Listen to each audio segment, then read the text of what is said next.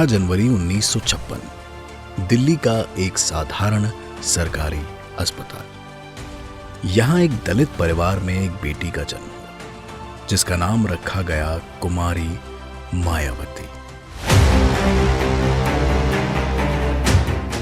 पिता प्रभुदास डाक विभाग में क्लर्क थे, मां रामरती गृहिणी। 6 भाइयों के बीच ये लड़की बचपन से ही अपने सपनों की उड़ान भरती थी, लेकिन समाज की कठोर हकीकत ने जल्द ही उसे आईना दिखा दिया। पढ़ लिखकर आईएएस बनना है, ये उसका सपना था, लेकिन किस्मत ने कुछ और ही लिखा था।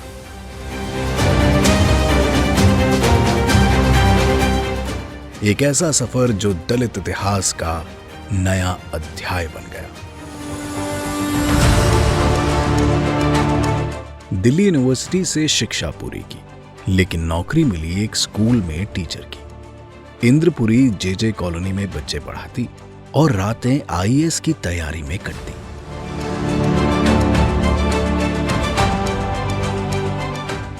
लेकिन 1977 में एक ऐसा मोड़ आया जिसने सब बदल दिया। बहुजन नेता काशीराम उनके घर आए। काशी ने कहा, मैं तुम्हें इतना बड़ा नेता बना दूंगा कि आईएएस वाले तुम्हारे सामने लाइन लगाएंगे।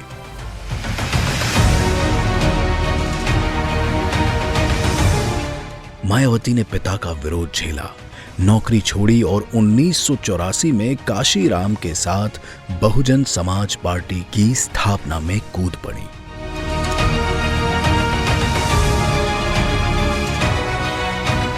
बीएसपी वो पार्टी जो डॉक्टर बीआर अंबेडकर के विचारों पर बनी, दलितों, पिछड़ों और अल्पसंख्यकों की आवाज।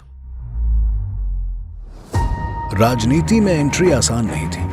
1984 में कैराना से लोकसभा हारी, 1985 में बिजनौर और 1987 में हरिद्वार, लेकिन हार ने हिम्मत नहीं तोड़ी। 1989 में बिजनौर से जीतकर लोकसभा पहुंची। पहली बार एक दलित महिला सांसद, बीएसपी ने 3 सीटें जीती। ये वो दौर था जब मायावती ने काशीराम के साथ मिलकर बहुजन समाज को जगाया। चढ़ गुंडों की छाती पर बटन दबेगा हाथी पर, यह नारा उनका हथियार बना। 1991 में फिर लोकसभा, 1994 में राज्यसभा, लेकिन असली तूफान तो आना बाकी था। मायावती, मैं यहां सत्ता के लिए नहीं, समाज के न्याय के लिए खड़ी हूं। दलितों का समय आ गया है। 1993 में समाजवादी पार्टी के साथ गठबंधन से उत्तर प्रदेश की कमान संभाली, लेकिन असली इतिहास 3 जून 1995 को रचा। 39 साल की उम्र में भारत की पहली दलित महिला मुख्यमंत्री बनी।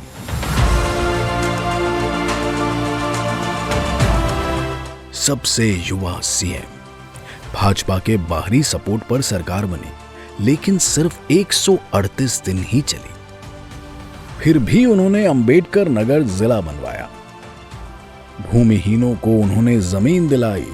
1997 में दूसरी बार, सिर्फ 4 महीने 2002 में तीसरी बार भाजपा सपोर्ट पर, लेकिन 2003 में ताज कॉरिडोर घोटाले के आरोप लगे। सीबीआई ने छापे मारे, लेकिन 2012 में सुप्रीम कोर्ट ने क्लीन चिट भी दे दी।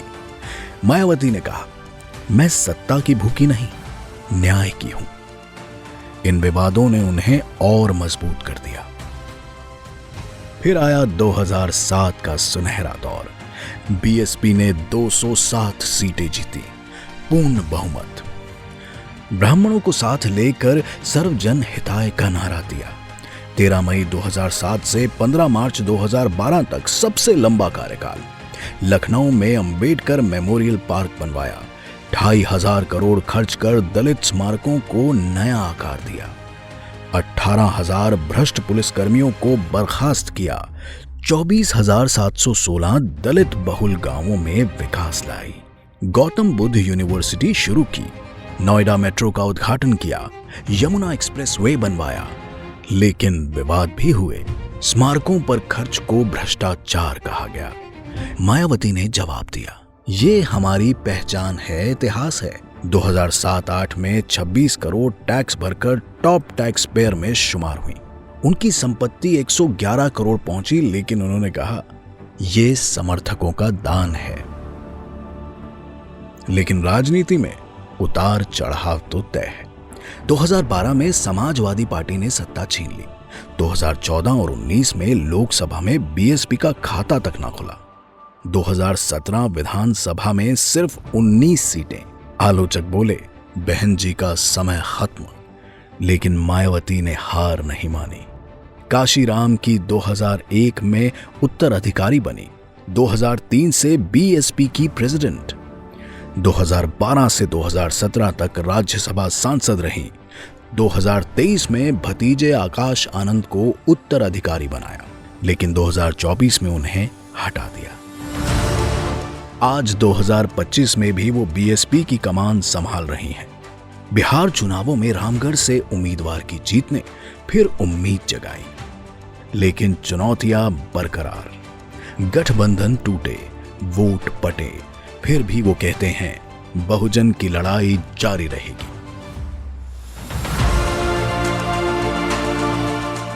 फोर्ब्स ने 2008 में उन्हें दुनिया की 59वीं सबसे ताकतवर महिला कहा। विवादों से घिरी, लेकिन कभी नहीं झुकी।